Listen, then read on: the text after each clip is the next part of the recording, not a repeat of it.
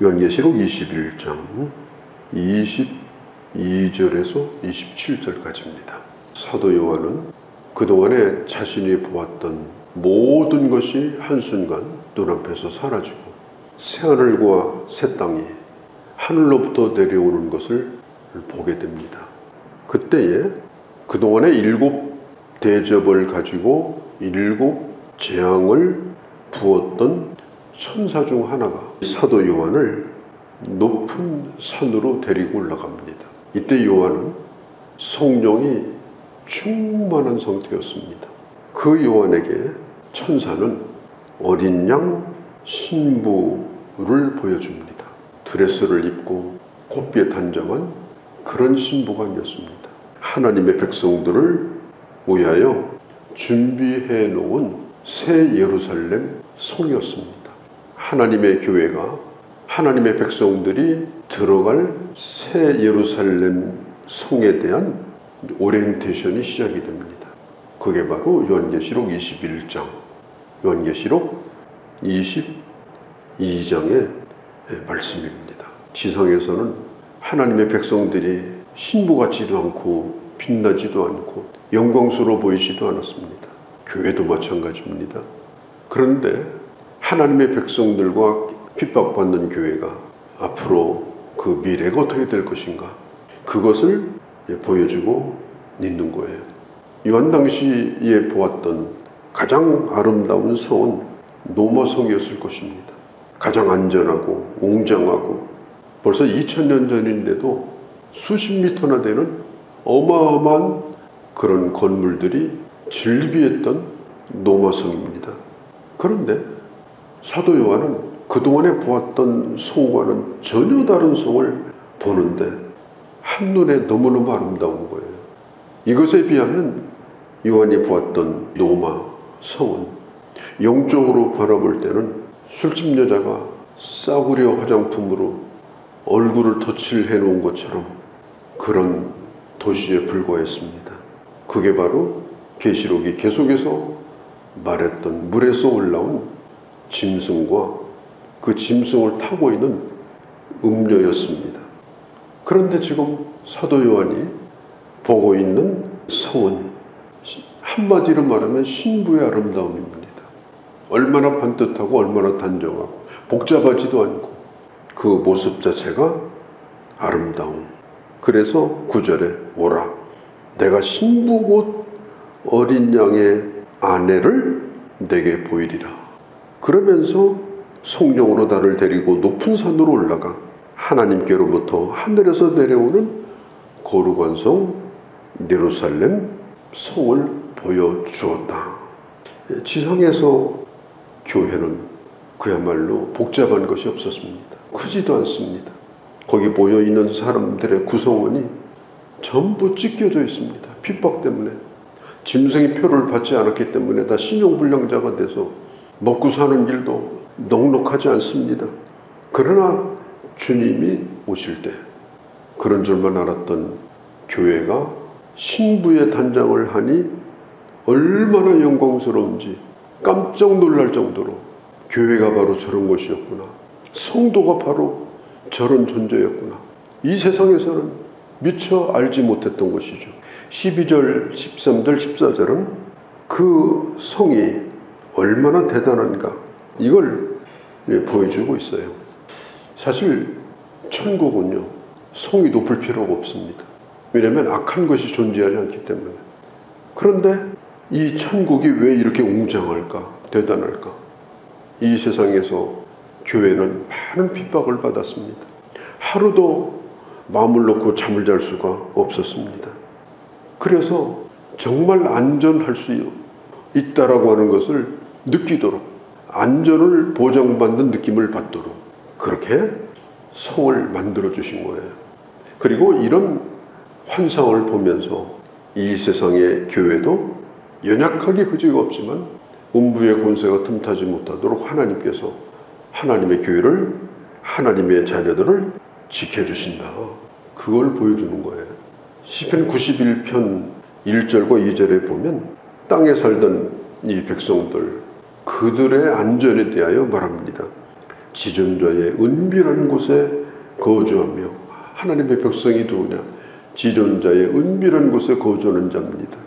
전능자의 그늘 아래 사는 자요. 하나님의 백성은 전능자의 그늘 아래 사는 자입니다. 나는 여호와를 향하여 말하기를 여호와는 나의 요새시요 내가 위대하는 하나님이시라. 천국은 어떤 곳이냐? 그런 것을 영원토록 보장받는 것이 바로 천국입니다. 문이 12개가 있어요. 천국 문이 12개가 있습니다. 베드로가 창을 들고 지키고 있고 그런 거 없어요. 문이 활짝 열려져 있습니다. 문이 대단히 큽니다. 그 문은 큰 진주로 되어 있습니다. 12문은 12성곽, 성벽은 12기초석으로 되어 있고 12사도의 이름이 기록이 되어 있습니다. 이 12이라는 말이 계속해서 나오는 것은 상징적인 것입니다. 충만하다는 뜻입니다. 셀 수 없는 충만함을 의미하는 거예요. 그 다음에 15절, 16절, 17절에 보면 성의 규모가 나오는데 요한이 금으로 된 잣대를 가지고 성을 측량하고 있는데 그 길이와 높이와 폭이 똑같아요. 12,000 스타디온, 2,300km입니다. 폭이 144규빗, 72m. 그런데 이게 뭐 얼마나 크냐? 우리가 그것에 신경 쓸 필요는 없어요. 왜냐하면 이런 숫자들은 전부 상징적인 숫자입니다.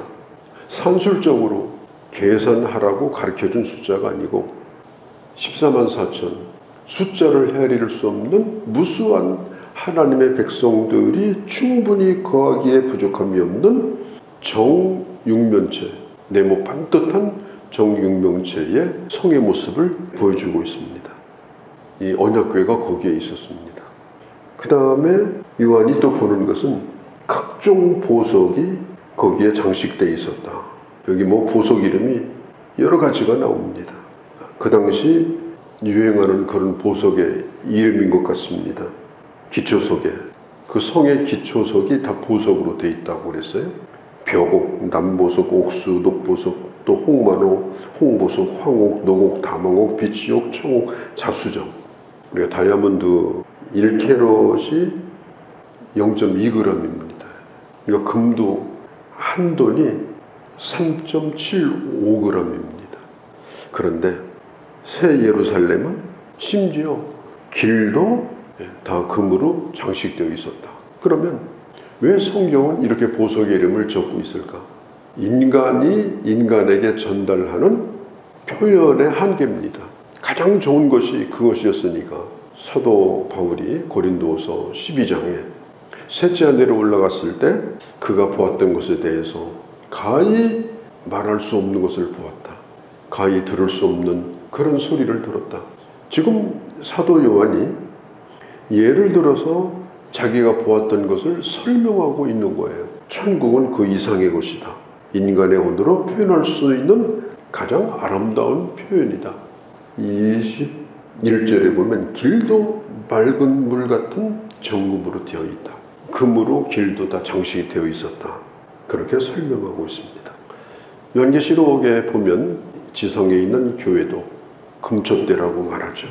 순금촛대, 변치 않고 하나님이 지켜주시고 하나님이 함께 하심으로 그 빛을 잃어버리지 않는 순금촛대가 바로 교회입니다. 그리고 그 교회가 완성되어지는, 교회가 제 모습을 드디어 드러내는 하나님의 나라에서의 교회의 영광이 바로 새 예루살렘의 영광스러운 모습이다. 교회의 미래에 대해서 성령께서 사도 요한에게 보여주고 있는 것입니다. 그런데 천국에 없는 것이 있었습니다. 22절에 성전이 없었어요. 성 안에서 내가 성전을 보지 못하였으니, 성전이 없으니까 지성소도 없고, 지성소가 없으니까 언약궤도 없고, 이 땅에서는 성전이 있었죠. 거기에 하나님의 영광이 임했고 또 지성소에서 하나님을 만날 수가 있었습니다. 그런데 천국에는 그런 게 필요가 없어요. 왜냐? 주님 자신이 성전이 되기 때문에, 주님께서 영원히 함께 하시기 때문에, 하나님의 백성들이 거하는 새 예루살렘과 그 성이 바로 큰 성전이 되는 겁니다. 예수 그리스도께서 이 땅에 오셔서 죽으시고 부활하시고 하나님 나라의 왕이 되시고 그가 하나님의 백성들을 데리고 와서 그 성 안에 들이실 때는 번거로운 과정들이 이제는 없다. 또 한 가지는 23절에 어둠이 없다. 우리는 어둠을 싫어합니다. 어둠을 무서워합니다. 그런데 그곳에서는 23절에 그 성은 해나 달의 비춤이 쓸데가 없다. 왜냐? 주님 자신이 영광스러운 빛이기 때문에, 어린 양이 등이 되시기 때문에 영원히 해가 지지 않는 영광으로 가득 차기 때문에 천국은 밤이 없는 곳입니다. 우리는 이 세상에 어둠에 대한 두려움이 많습니다. 이 세상에는 어둠의 세력들이 곳곳에 도사리고 있습니다. 사기꾼들이 많아요. 아주 교묘하게 모든 것을 다 망가뜨려 놓습니다. 그런데 하나님의 나라에 가면 그런 염려가 없어요. 빛으로 가득 찬 곳이고 주님이 친히 우리를 지켜주시기 때문입니다. 24절과 26절 이건 연결해서 보아야 됩니다. 땅의 왕들이 자기 영광을 가지고 새 예루살렘으로 들어가리라. 그동안에 우리가 땅의 왕이라고 하면 큰 바벨론, 노마 이런 거였죠.